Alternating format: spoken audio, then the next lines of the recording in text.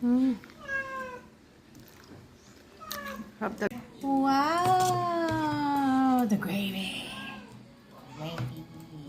Gravy ni Diwata. Ayan. Ang kanyang fried chicken. Kain, kain. Diwata.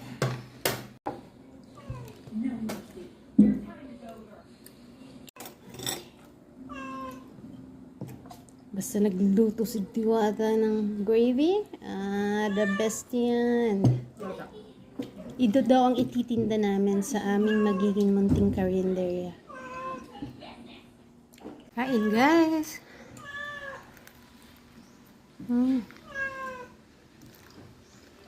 Sarap talaga pag si Diwata nagluto, ah. Oh. Luto ko ng aming Diwata.